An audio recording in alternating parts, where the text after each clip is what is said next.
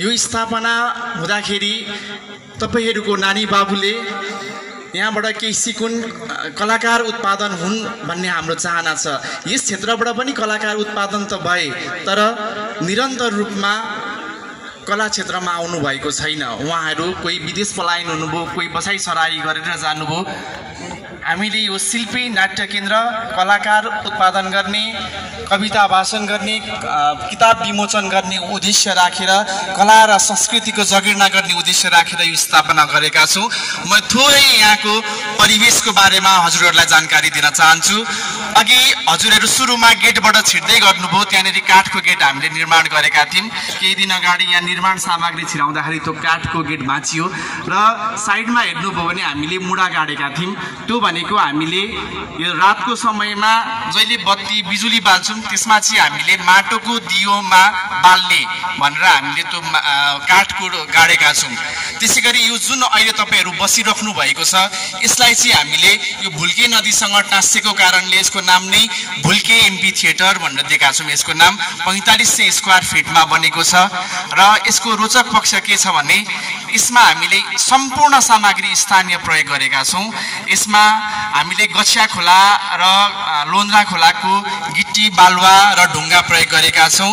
उदयपुरको रातो माटो प्रयोग गरेका छौँ र हामीले यसमा चाहिँ सिमेन्टीको प्रयोग एकदम नगण्य गरेका छौँ। भित्र त सिमेन्टी छैन, अहिले हामीले यो सिलेट बिछ्याउनको लागि मात्र हामीले सिमेन्टी राखेका छौँ। अबको एक हप्ता पछाडि यहाँ ढुङ्गाको जुन चाहिँ हामीले बागलुङबाट लिएर आएको सिलेट छ त्यो सिलेट लाग्नेछ यो स्टेजमा र त्यो सबै ठाउँमा र त्यहाँ बसेर हामी नाटकहरू हेर्न सक्छौँ। यहाँ दुईटा तपाईले होम पाइप गाडेको देख्नुहुन्छ।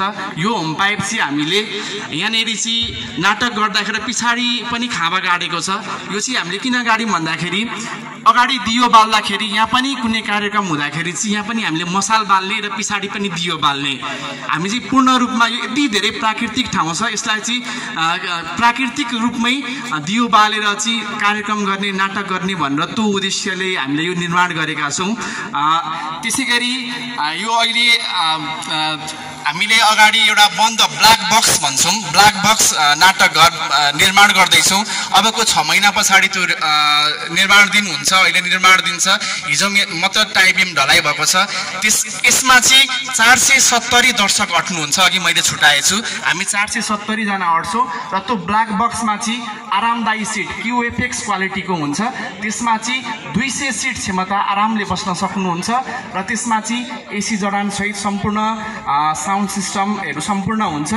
यसमा चाहिँ यो चाहिँ हामीले खुल्ला रङ्गमञ्च हो। यो चाहिँ ग्रिकको मोडलमा बनेको यो नेपालमा पहिलो एमपी थिएटर हो। अस्ति भर्खर अमेरिकाबाट दीपक रोनियार आउनु भएको थियो, फिल्म निर्देशक हुनुहुन्छ। उहाँले के भन्नुभएको छ भने यो त मैले नेपालमा पहिलो देखेँ, मैले नाटक सिकाउनको लागि उहाँ अमेरिकामा नाटक सिकाउनुहुन्छ, विद्यार्थीलाई चाहिँ ग्रिक लानु हुँदो रहेछ। अबदेखि म यी लिएर आउँछु भनेर, म 3 महिना कोर्स हुन्छ म यी लिएर आउँछु भन्नुभएको छ। र अघि मैले त्यो बन्द ब्ल्याक बक्सको कुरा गरिरहेको छु। ब्ल्याक बक्समा चाहिँ 200 सिट क्षमता रहन्छ र त्यहाँनिर ग्रिन रुम हामीले बनाएका छौँ। यो दुईटा घर पनि ग्रिन रुम हो। यसको अर्थ चाहिँ कलाकारहरू बस्ने, कलाकारहरू नाटक गर्दाखेरि निस्किने ठाउँ हो। र अस्ति माघ 3 गते हामीले त्यहाँनिर क्यान्टिन हाम्रो कार्यालय बनाएका थियौँ। त्यो चाहिँ दुर्भाग्यवश बालबालिकाले आगो लाग्यो बालबालिकाको कारणले गर्दाखेरि त्यहाँनिर हाम्रो 2 ट्र्याक्टर घर विभिन्न यहाँनिर गोल मञ्च बनाउने भनेर ल्याएका थियौँ। त्यो जलेर हाम्रो नष्ट भएको छ।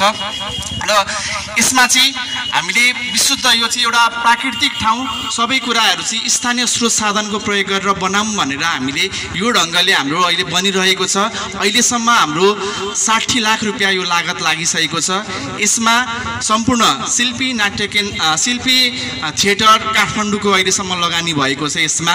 र 10 लाख रुपियाँ चाहिँ भर्खरै मात्र प्रदेश सरकारले हामीलाई यो उपलब्ध गराएको छ। यो चाहिँ सिलेट लाउने भनेर र यो उसमा हामीलाई 5 कट्ठा जग्गा नगरपालिकाले उपलब्ध गराएको थियो पहिलाको कार्यकाल शिव ढकालको पालामा। र अहिलेको वर्तमान नगर प्रमुखको पालामा पनि हामीलाई धेरै कुरामा सहयोग हुँदै आएको छ। उहाँले वचन गर्नुभएको छ यहाँ शौचालय बनाउने कुरामा।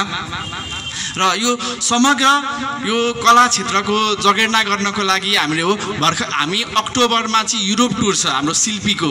हामी युरोपमा नाटक देखाउन गइरहेका छौँ।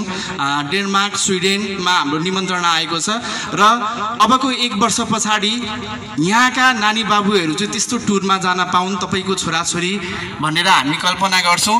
र यस्ता कार्यक्रमहरू तपाईहरू कुनै संस्थाबाट आयोजना गर्नुहुन्छ भने राजनीतिक नजोडिएको कुरा हुन्छ भने तपाईहरू सम्पूर्णलाई यो थिएटरमा कार्यक्रम गर्नका लागि स्वागत गर्दै मेरो छोटो मन्तव्य यही टुङ्ग्याउँछु। हस्त नमस्कार। धेरै धेरै धन्यवाद।